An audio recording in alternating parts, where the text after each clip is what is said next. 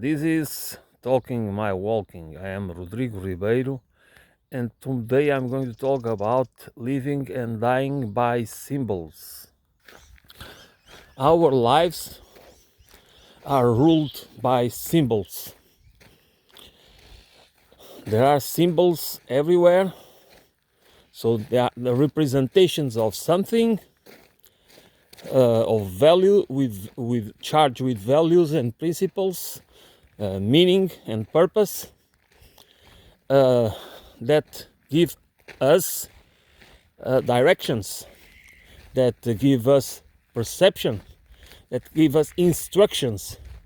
So that's where we live. Our daily life is governed by these symbolic references that are present everywhere.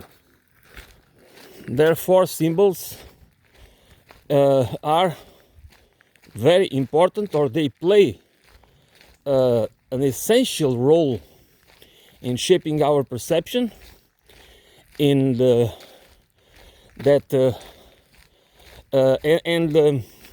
not only our perception, but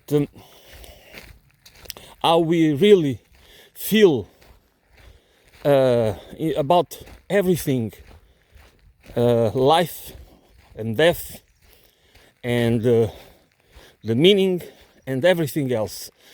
So we are so accustomed to live in these environments where that are regulated by symbols, by symbolic representations, that most of the time we don't think about it. We do not even believe that it matters. We just follow what we believe is correct. Whether we go to a church, or to a shopping mall, or to wherever we go, or to a park, or while we are driving in the highway, or whatever we are doing, we usually do not think about that there are symbols everywhere telling us what to be, what to do, how to think, how to behave, what to believe, and all the rest. Symbols are representations that sometimes they are part of the narratives. They are used to build the narratives that explain everything, and they are used to manipulate society in general.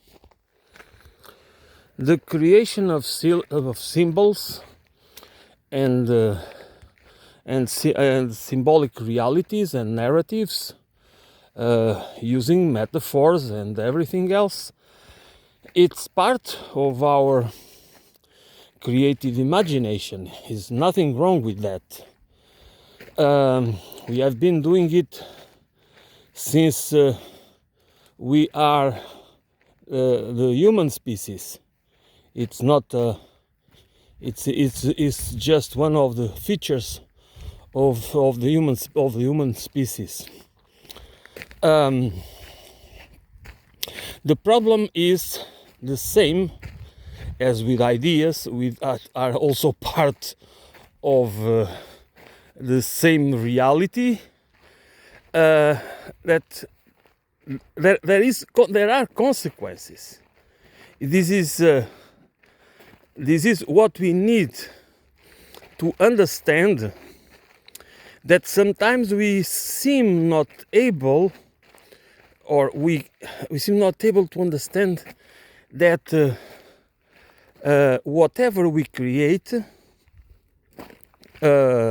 from technological innovations, symbolic realities, new symbols, new narratives, new ideas, new forms of interacting with each other and with nature, they have consequences.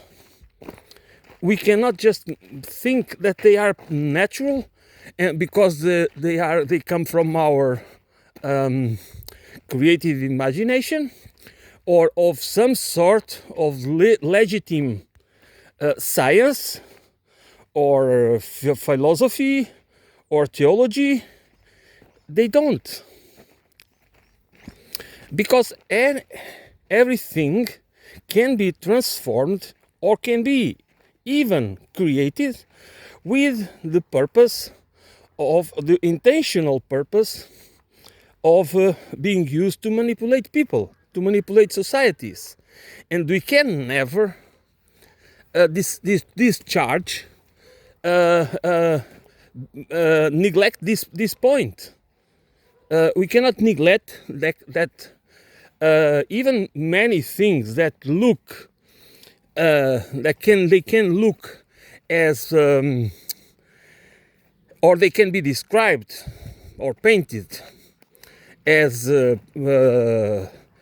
useful for humanity to be used as to free humanity from hard labor or other or whatever it is that we do not like. We can never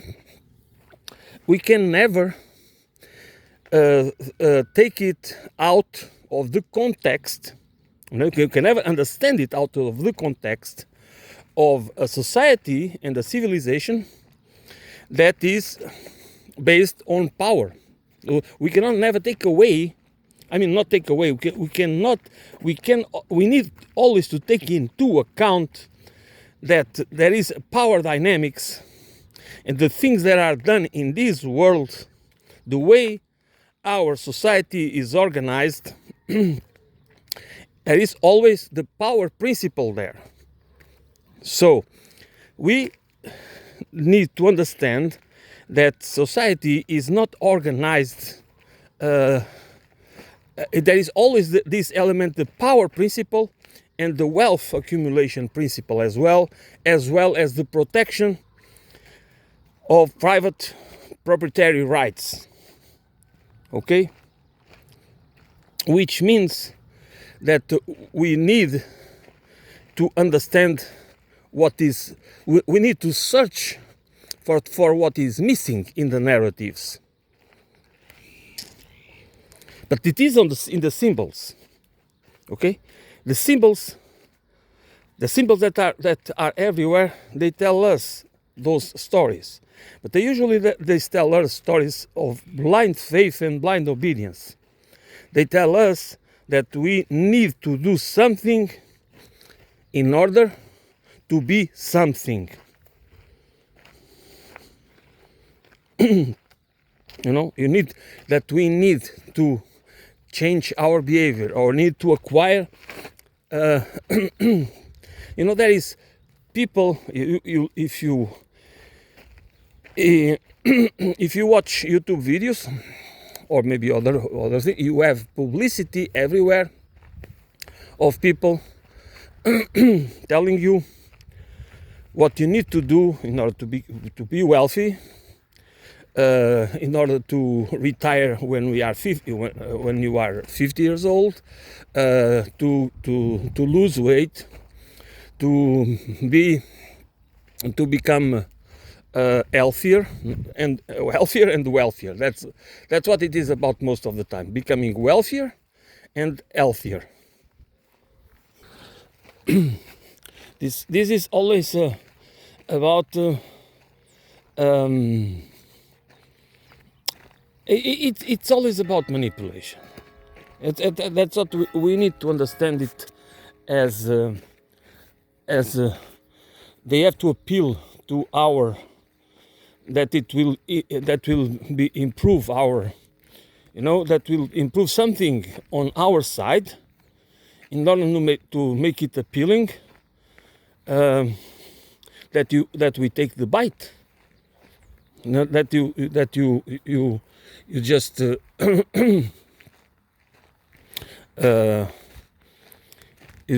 follow because you don't feel well or some, that's always this. That's why it's so appealing. The people that tell us stories about discovering our true self, that talk about spiritual liberation and about all the because we need it. We need that our lives in so many ways are meaningless. Many people feel it, feel depressed, feel a void in their souls, if you want to use the word soul. Their lives are empty of meaning, at least deep meaning, and they do not understand that most of it comes from is nothing wrong with them. It's just the way they live. But because they live in a society, we live in a society, and of course we adapt, and we need to adapt to it. We do not live. We need to live by rules, okay, values and principles, and an economic system and a political system that is dysfunctional. But we do not perceive it as dysfunctional because we believe that's the way the world works, and therefore that's another part of the story, that if there is something wrong, that it has to be with us, not with the system. And that's why the symbolic reality that surrounds us, it tells us what we need to do in order to change our behavior, or to buy this or buy that, or whatever it is, in order to become a better person, to enhance the beauty, to become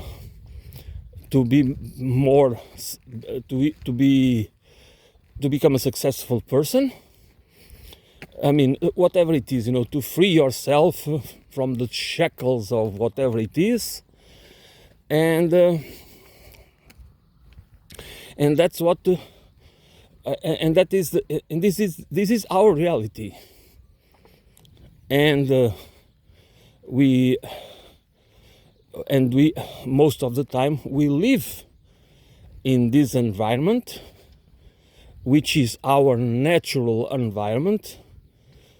It is a cultural environment, but for us is our natural environment, and it shapes who we are, how we think, how we relate to each other, what we believe, what we want to become. Of course, there is diversity and plurality, especially in societies that are more cosmopolitan, less traditional. But it doesn't matter. It's just that diversity doesn't tell that it allows people to have different worldviews, but the core of the problem is the same. They are regulated by symbols, by values and principles that most of the time they might think that's just a choice, That's what they. That's the trick. The trick that's the most important trick is that we believe it's a question of choice. That is merely a question of picking what we identify with, what we like, what we wish, what makes us feel well. But of course it's more than that. There is a lot of manipulation going on. Of course we pick and choose what makes more sense to us, but it doesn't mean that is just a free choice, because nothing is free of influence. And the values and the principles and norms and everything else and the narratives are some values and principles. They are universal. We can recognize them as universal because most people, almost every single human being would identify with those symbols. But it doesn't matter, because when it is the symbols, if the ones that are universal, they are mixed with other principles, values that have a moral narrow, that are based on prejudices and biases and our personal experience and many other topics and that are part of the reality of our lives that play a role whenever we choose or we identify with whatever it is. And of course that changes throughout our lives, because we mature, we become better or worse. That we don't need the evolution of life or the passage of the course of life does not mean exactly that we evolve to become a better person. It should be like that, but for many reasons sometimes that's not how it really works. And that is part of the problem too, because actually I do believe that we could and should become better persons, wiser persons with the aging process. At least as long as we have a functional intellect, cognitive, affective system. That's what I really believe, and that's where what I believe the spiritual life that has to do a lot with it. And there are many values and principles, and the reason why it is important, or it matters a lot, the idea that the title I gave to this conversation or talk or monologue or whatever you want to call it, living and dying by symbols. It is important because for many of us, especially the ones that are religious, which means that they believe in some sort of life after death. They believe in it doesn't mean that I do not one thing is spirit and spiritism and all these ideas of the existence of a spirit and the spiritual life. But in my opinion, because this is an opinion, of course, spirituality matters as a process by which we become better persons on this earth. That means that the process of life makes us more compassionate, more empathic, more with a better understanding, or more with a more holistic understanding of the human condition and nature, and in nature. And nature plays to me the main role, because I believe that it should be through nature. That's not because nature is outside of our symbolic reality, because we attribute these values and principles and ideas to everything. That's why we have so much symbols that are inspired in nature. Okay, there is so many symbols, religious symbols, patriotic symbols, nationalistic symbols that are based in like the Americans is the eagle, the Russians is a bear, all these kind of, and so that's this inspiration in nature. But when we go for a walk, or we go for some experience in nature, it is to me, we should train ourselves or educate ourselves to see nature as not as perfection.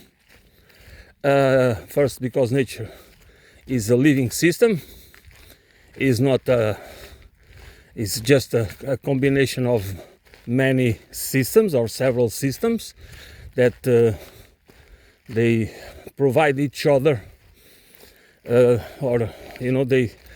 life is only possible because of the combination of those all the processes that include all the systems, and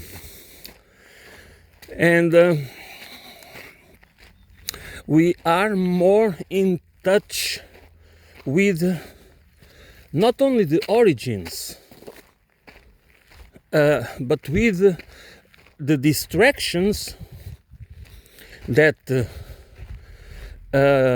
we have, the manipulation that we have, distractions and manipulation and deceptions that we are surrounded in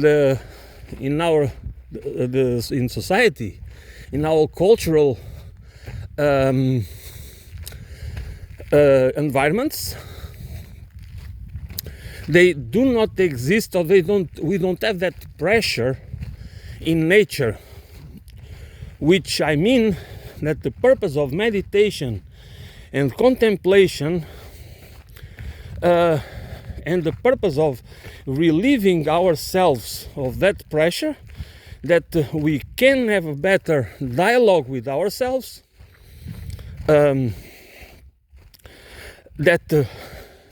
helps us to enhance our spirituality as part of a process of freeing ourselves from the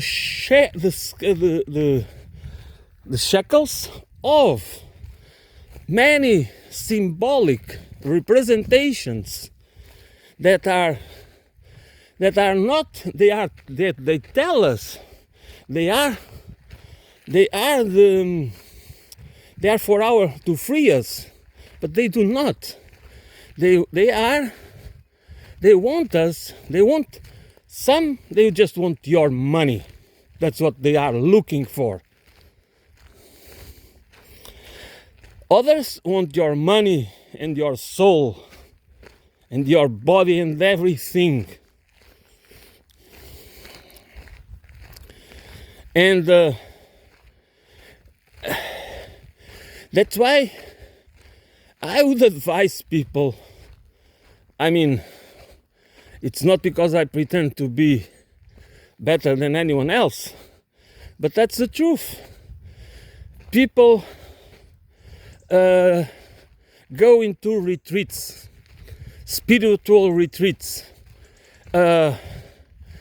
from Europe and probably America and other more advanced countries to places like Bali or some other places in South America or something like that. And because they believe they are going to live a special experience, no, a spiritual experience that is going to open some sort of window or some sort of doors of their soul to the cosmos or to whatever it is, or they are going to discover themselves. But in most cases, because people believe that, they already are, they are ready to experience something that in reality they do not really experience. It is their readiness and openness to feel and to, that's why there's a lot of symbolic, that's the symbolism and the rituals that impress people. They are tailored to have a transformative, that they make us feel as if we are going to be through an experience that is out of the normal. But it is out of the normal because it's not part of our daily lives, of course.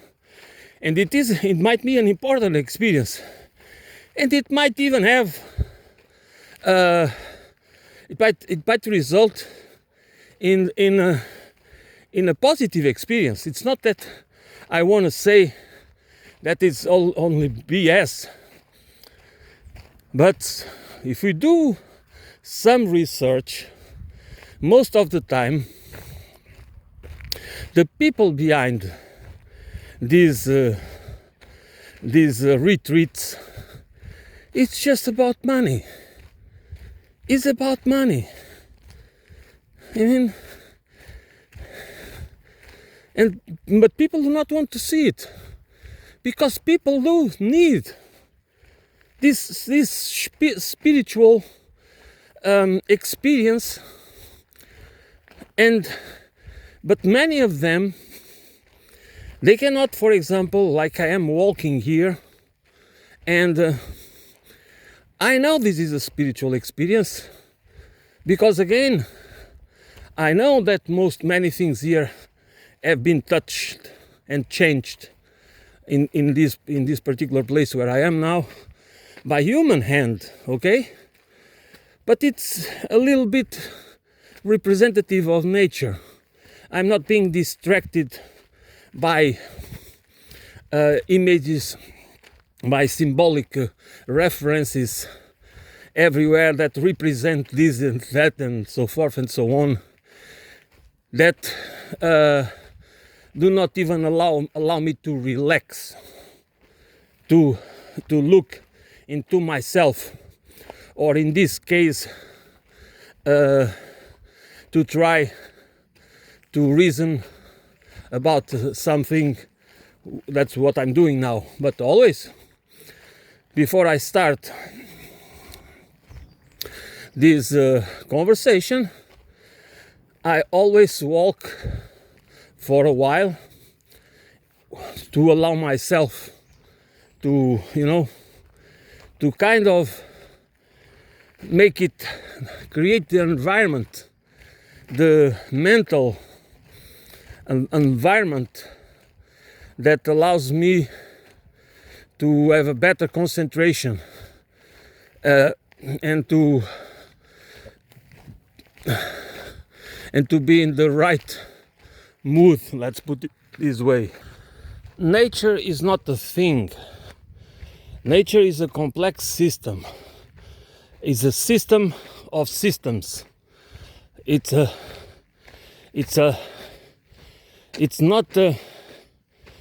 where we I'm not idolizing nature. I just accept nature the way it is.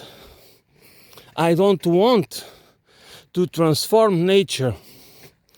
I don't want to change nature for my convenience. What we have to do is to respect nature and respect the dignity of life. But what we do is to have a lot of symbolic language and symbolic representations of nature that many times don't even have nothing to do with the reality of nature, and but they are useful to justify most of what we do, to change, exploit, destroy the natural environments for one single purpose. It's not for the well-being of people. It's for the maximization of profits, accumulation of wealth, power and control. That is the opposite of any spiritual benefit for any of us, from the top echelons to the base of the social pyramid. Then we have this culture of dissociation, and the culture of dissociation and cognitive dissonance that allows us to cope with different paradigms. Okay, we just that's why cynicism and hypocrisy are so pervasive in our societies. Because again, we can say that, okay, but we are hypocrites because you are cynics, we are egotistic people, and this and that, because this is part of the human condition. Of course, we can behave like that, but we can also create a society that is designed to reward the opposite. And that's what I would like people to reflect about.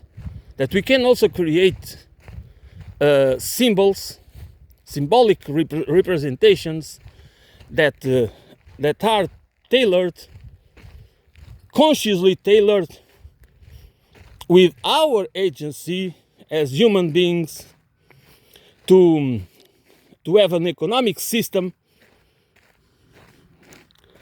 an economic political system, social and ecological,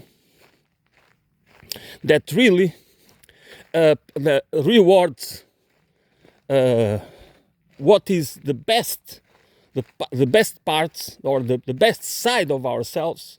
If you want to have that representation, which is a representation, of course, that we do not have a better side and the worst side. We are a whole being that can behave like this and like that in different circumstances and motivated by different objectives or with all its circumstances, because there are always many.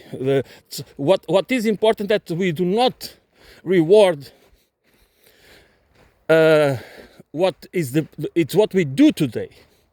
We reward,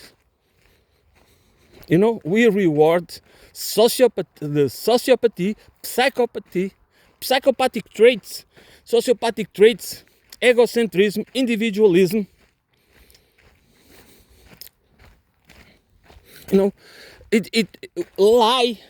Lies. We are rewarding the people that lie to us. And this is also part of those that use or misuse and abuse the words spiritual and religious and many other words that are supposed to be part of the that should give light to our lives, but they are abused for the purpose of making money, of manipulating people, not to free them. Some people can be, it is the paradox that's true, that some people can become interested and can become more spiritual, put it this way, or with messages that have the wrong purpose. That can happen. I'm not saying that there are no that can even be a benefit for some people, that can be beneficial, but in the end, that same people would achieve the same results with other ways of awakening our spirituality in connection with nature, with the recognition that the problem that we need to understand symbols, to put symbols, because they really are everywhere. You just go back and look into the Hitler Germany before the Second World War. You see all those symbols and rituals.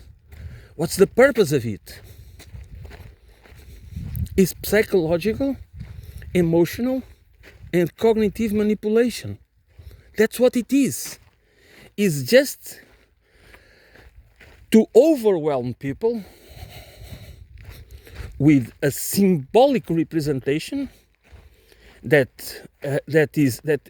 can inflict, that is used to make people comply and obey and follow by being and also by fear.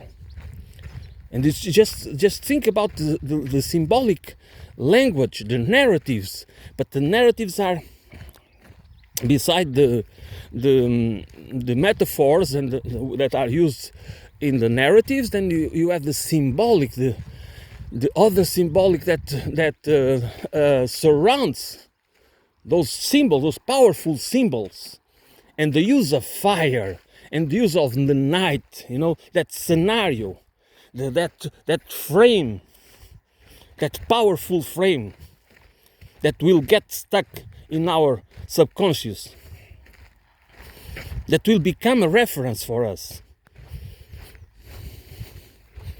that will cause fear and admiration. Is a part of it. Is idolatry.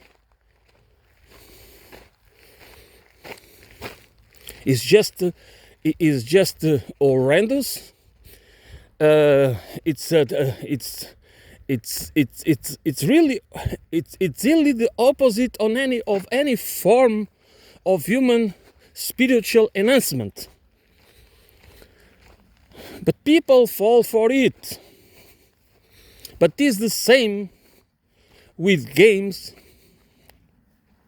That's why they were so important in the Roman Empire, circus and beer.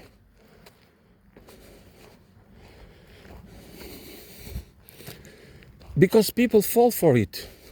Because shallowness works. And we can be very smart and very shallow at the same time. There are many people, I know them, I know some of them. I don't know many people personally, so my social network is not that big. But I know people that are smart and pretty shallow in understanding many things.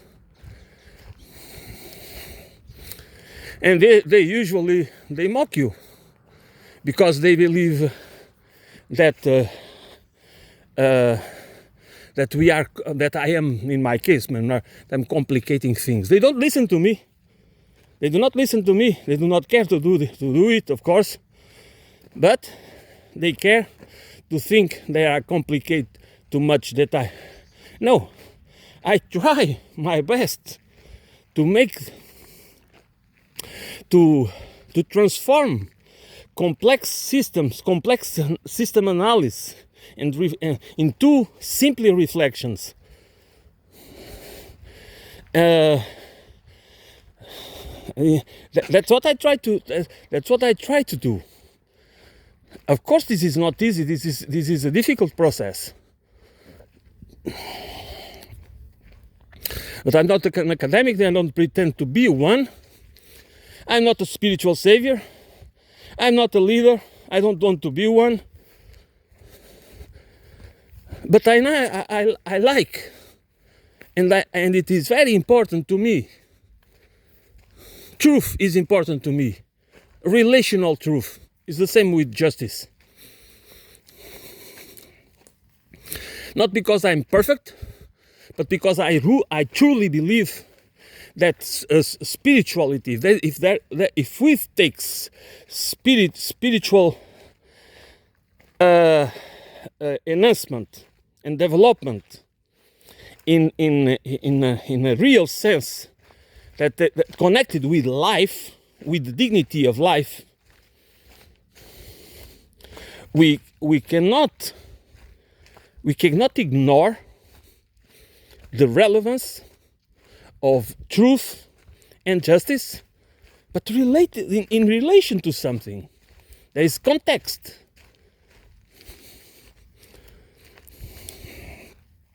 Not just abstraction.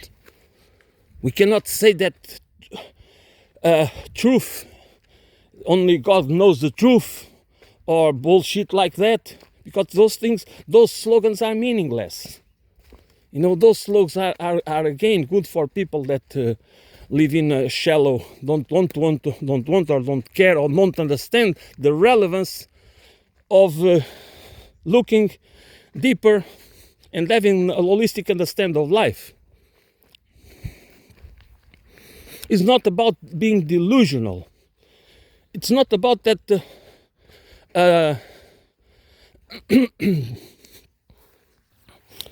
if you believe that I do not understand, that I'm delusional, that I don't understand the realities of life, that I don't know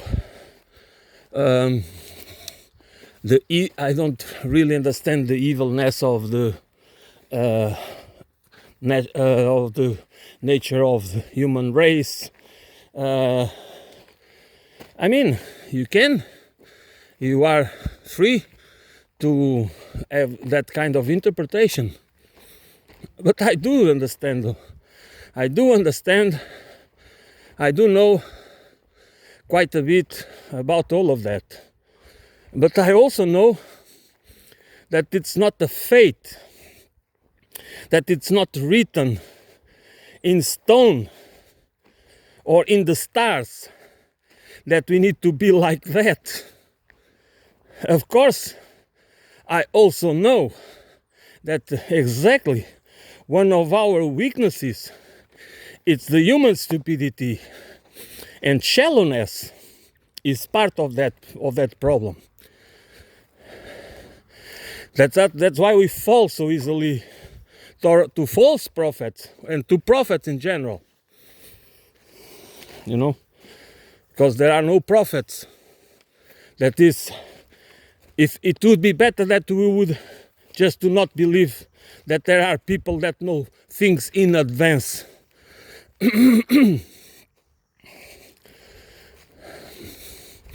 That the human destiny or our individual destiny or fate is already, you know, that's a karma, you know, that's our karma, that's this and that.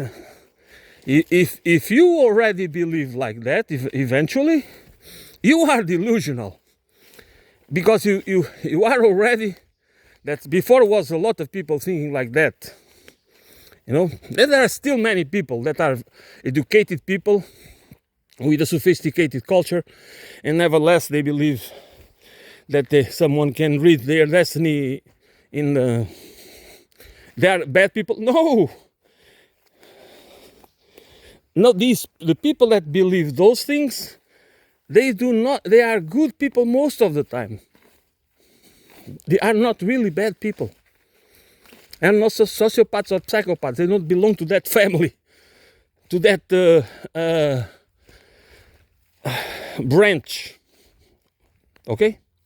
But they are part of the problem, because that limits. They believe that they free them.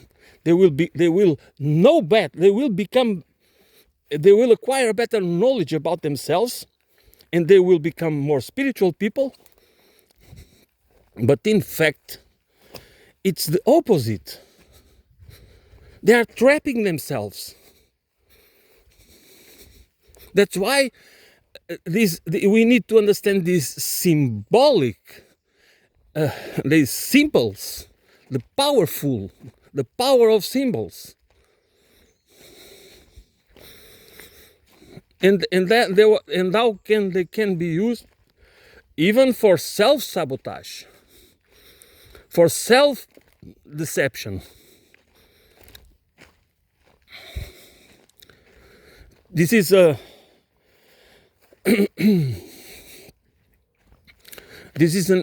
in my opinion, this is an important point. And the point is not because I want to bash people. I only like to bash the ones that really are responsible for the evils that we witness, that have been happening since the dawn of the imperialist civilization. That is like this, and even before that, because I want to repeat it over and over again, the problem is not the human nature. The problem is because the human nature has flaws. Okay? There is flaws on our. There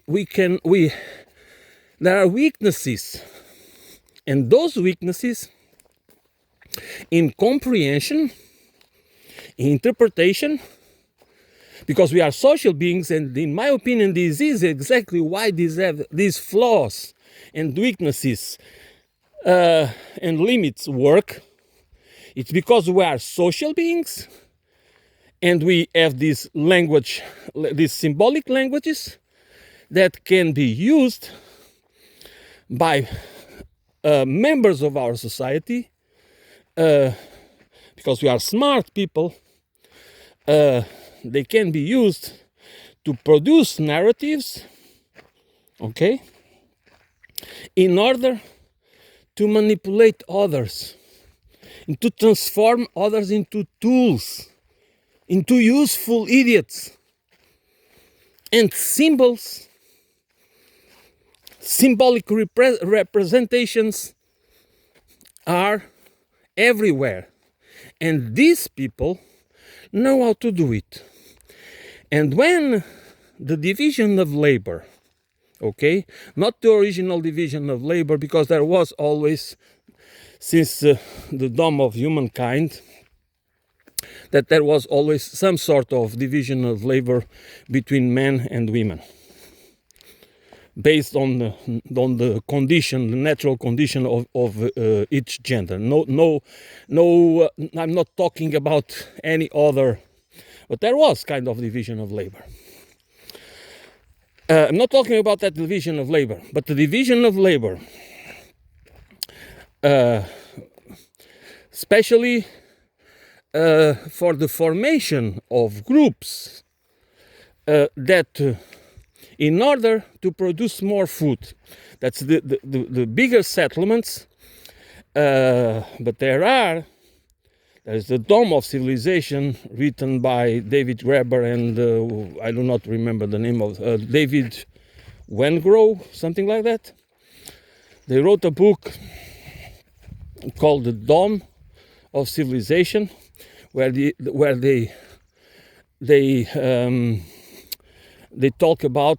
write about the civilizations that were more equal. Not like the imperialist civilizations. They were large. There are large groups of people, but more equal living forms. The problem was, again, when there this division of labor that created the peasantry, and then created the other class or castes that were like the warriors, okay, and like the scribes, and like all these that they were not the ones that were doing the hard work, were usually less educated because they didn't have other choice. They did have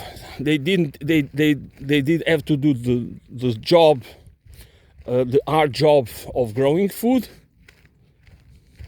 and they could, and it has been for a long time. I live in a country where 50 years ago, okay, half a century ago, or 60 years ago, or something like that, half of the population, maybe more. I'm not sure about the numbers right now. Of course, I don't have those numbers in my at the tip of my tongue.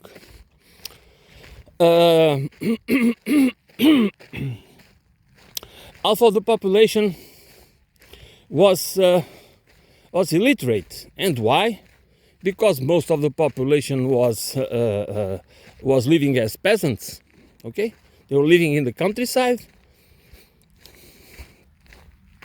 and for example, for females, there was for a long time they would not see the need for them to learn how to write and how to read, because they didn't see any use for that. They were needed at home. They were needed to help in the garden, or to take care of the sheep, or something else, or to help raising their brothers and sisters. So, this is to me, and still is to me, one of the most important, that this division of labor was also division of power, okay, and division of wealth. Who owns what? Okay, that started the enclosure of the commons later, just made it even worse. Okay, but even before the enclosure of the commons, this was already a huge step towards the dehumanization of mankind. Not dehumanization, the civilization. You can say that, and I agree, that there was this division of labor allowed the development of arts, philosophy, literature, mathematics, science, and everything else, architecture and engineering, that is true, but at the expense of that transforming, that using other people as tools, do not respect at all. For a long time we have been always told about the Greek philosophy, the Greek civilization, the Roman civilization, and blah blah blah blah. No, it's BS. Not because Aristotle was not right about many things, or it is true, but it's one person that is thinking about what's going on. And by the way, even the best minds, the best analytical minds, the best critical thinkers do not grasp everything, because we are all trapped to a certain extent in the values of our time. We can't even accept the unacceptable, because we do not live in a void, in a social void, in a socio-cultural void. None of us live like that. So, in my opinion, this is where the trouble really comes.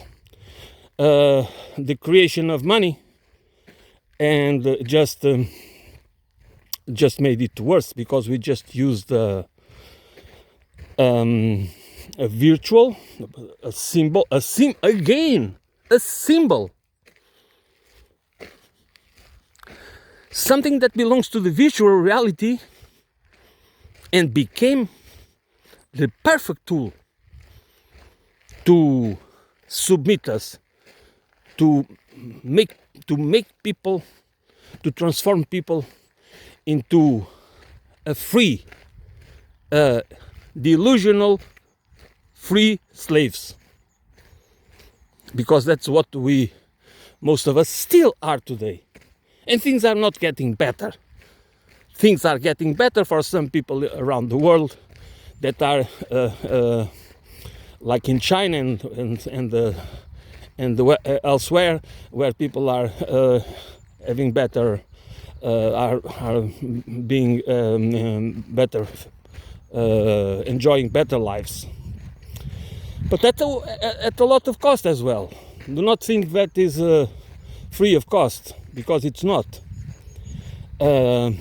But in the Western countries, things are going from bad to worse in every sense of the word. In every sense, economically, culturally, ideologically, politically, spiritually. Okay? We are just having I don't know if it's collapse or whatever it is, but it's really bad. And again, shallow solutions or shallowness of understanding is part of the problem. It's not because we do not have time. It's just because, we might not have much time. But it's also because we misuse the time of our lives. We most of the time don't understand, or we do understand, but we don't behave as if time matters, as if time is not units of our life. And the way we spend it, what we do with it, matters a lot. This should be obvious, and it is obvious. But still, we do not,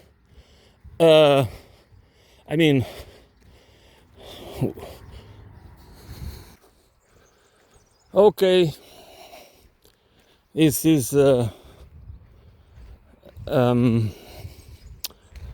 this is what I'm going to end it here today. Any of you that eventually listen to my words, that is a work in progress. This is not about owning the truth. This is not about knowing better than anyone else. This is about reflecting about topics that I believe they are essential for change, and we are at a historical inflection point, and we should understand that we need to take part in what kind of reality, what kind of society, what kind of economic system, what kind of civilization do we want? And by we, I always mean we, not the ones that we are always expecting to represent us, that we are always waiting to tell us what to do, who to follow. Stop behaving and thinking like a slave, because we do not live to we can overcome the condition of voluntary submission. We do not live our lives we deserve to rehumanize our societies. We deserve to live fully as human beings, not as tools.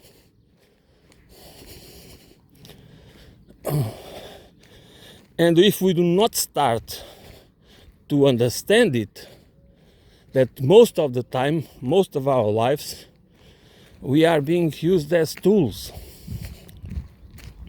There's in many cases very cheap tools that are disposable.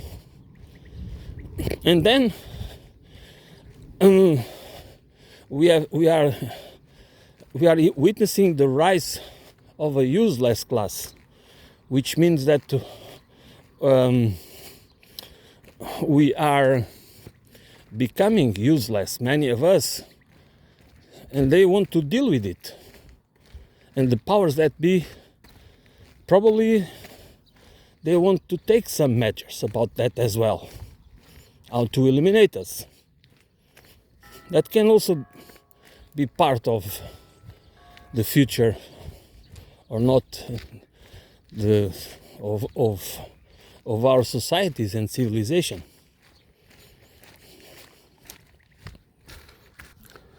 Okay, that's it. That will be it for today. Thanks for listening.